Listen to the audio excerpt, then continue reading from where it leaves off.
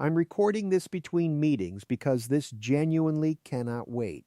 What China just signaled through a combination of BOC policy statements, reserve composition disclosures, and back-channel diplomatic language coming out of Beijing is that they are actively exploring a partial gold backing for the yuan, not a full gold standard, not a return to Bretton Woods, something more surgical than that. A mechanism where a portion of yuan issuance is anchored to gold reserves, giving the currency a credibility floor that purely fiat currencies don't have. And if you understand what that means for the dollar, for global gold demand, and for every person who holds dollar-denominated assets, you understand why I stopped what I was doing to record this right now. Because this is not a rumor. This is not a conspiracy. This is a policy direction being signaled by one of the two largest economies on Earth. And almost nobody in mainstream financial media is connecting the dots.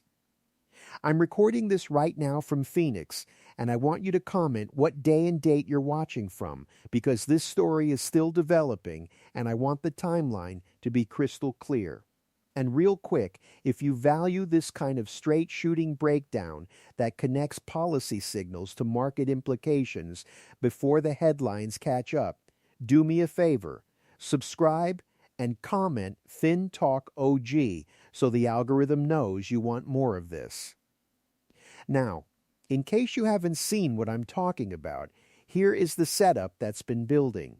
China has been accumulating gold at a pace that significantly exceeds what you would need just for reserve diversification. They've been settling more trade in yuan. They've been publicly and repeatedly criticizing dollar dominance in international institutions.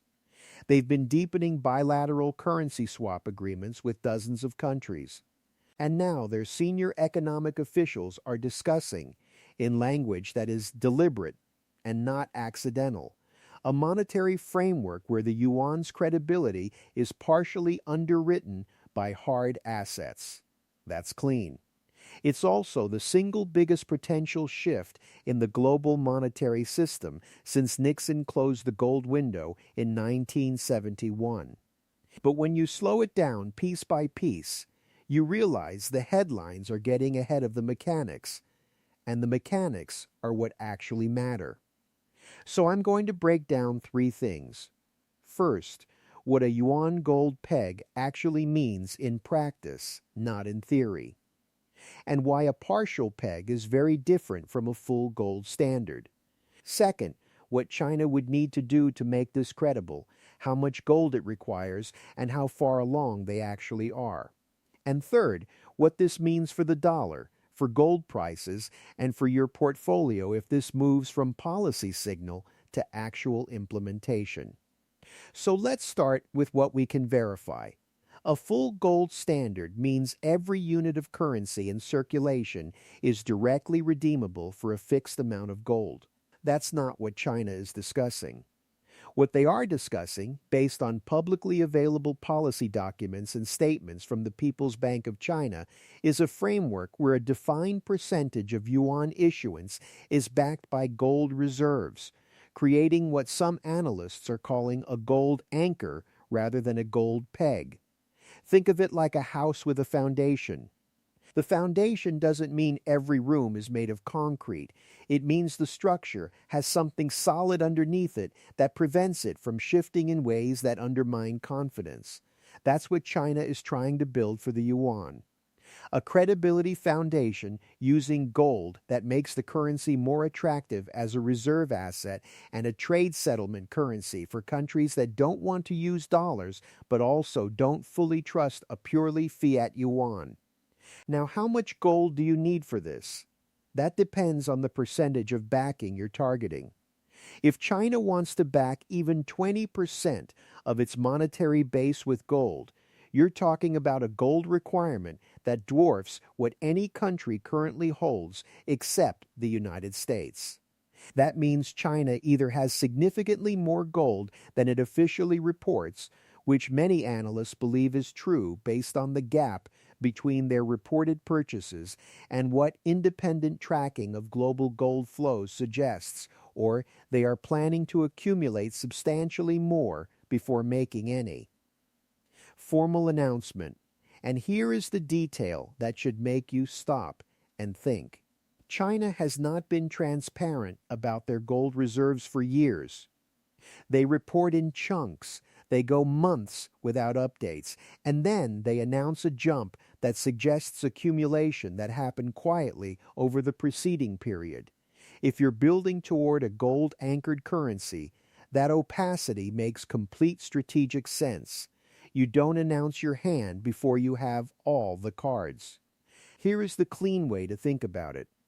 Imagine you are playing poker, and you have a plan to raise big on the next hand. You do not announce that plan to the table. You accumulate chips quietly.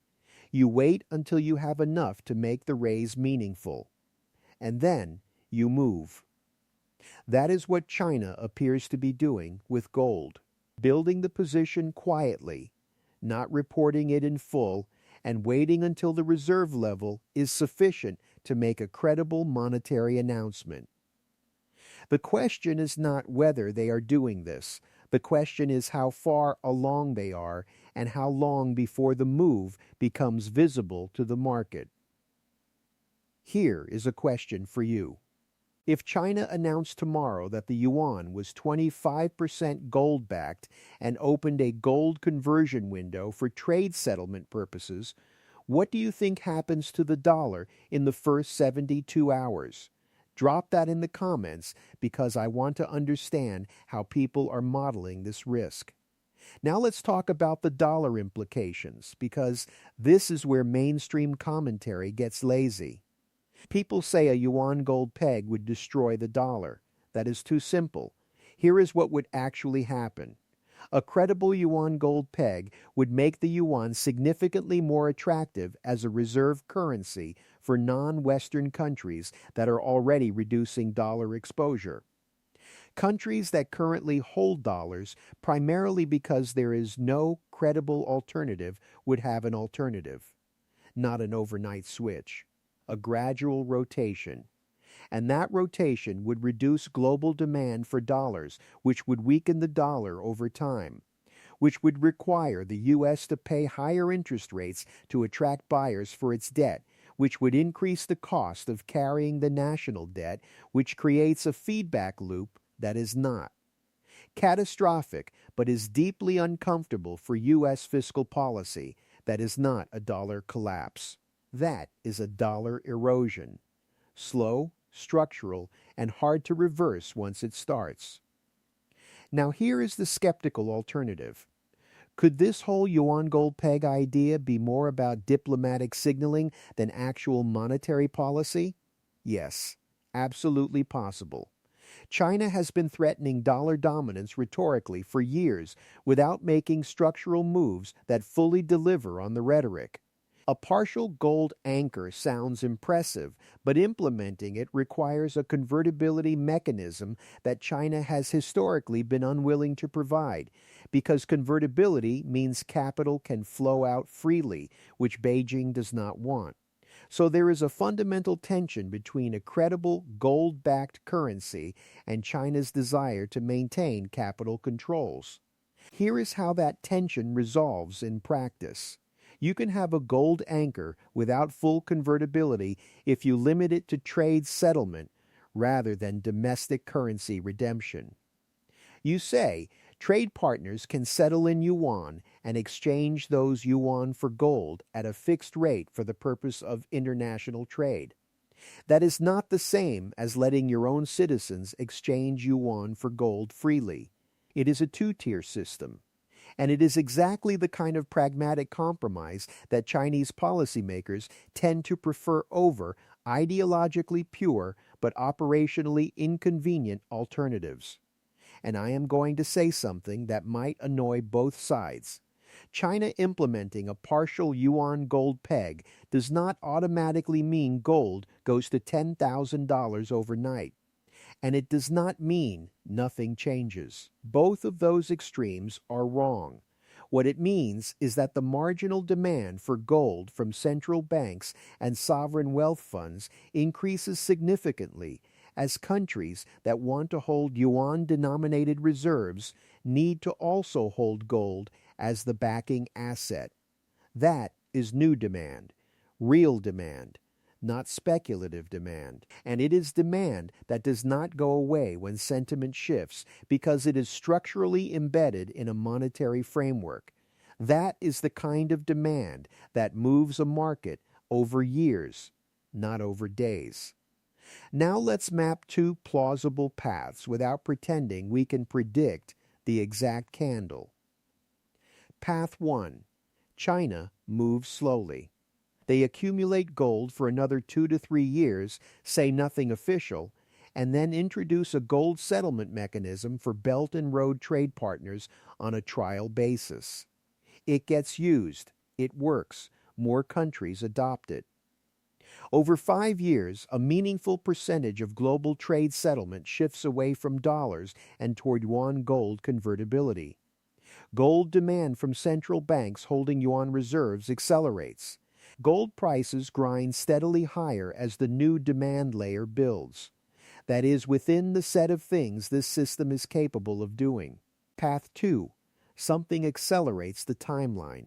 A geopolitical event, a dollar crisis, a U.S. debt ceiling breakdown that shakes confidence in Treasury securities. China uses that moment to announce their gold anchor framework as a stability alternative. The announcement moves markets fast. Gold spikes. The dollar drops.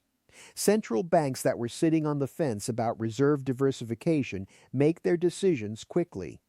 The transition that was supposed to take a decade compresses into 2 or 3 years. That is also plausible. I am not predicting it. I am saying it fits the structure of how monetary transitions have historically happened. Slowly, and then suddenly. Here is what to watch. First, watch China's official gold reserve disclosures. Any upward revision that suggests they have been accumulating more than reported is a signal that the balance sheet is being prepared. Second, watch yuan internationalization data. If more countries are settling more trade in yuan, that is infrastructure being built for what comes next.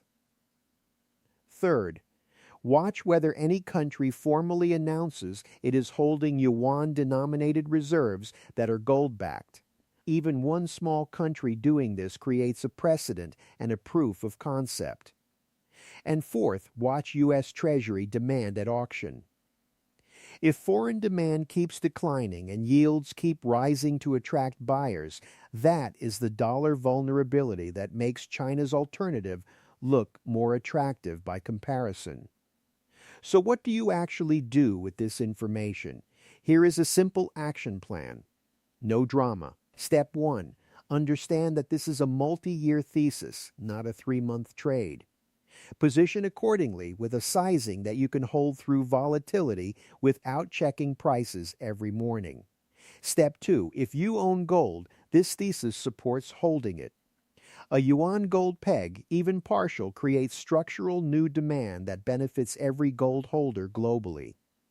Step 3. Consider diversifying your currency exposure. If the dollar loses reserve share to a yuan-gold framework, dollar-denominated assets take a haircut in relative terms. Some exposure to non-dollar assets, commodities, international equities, real assets reduces that concentration risk. Step 4. Do not leverage this thesis. It is a slow structural story that can take years to fully manifest. Leverage does not survive years. Patient allocation does. All right, stay sharp, and I will talk to you soon. And just so we are crystal clear, this is educational content. It is my take based on publicly discussed information and my own reasoning, and it is not personal financial advice. I am not your advisor. I do not know your goals or your risk tolerance, and I could be wrong. Do your own homework. Consider your situation.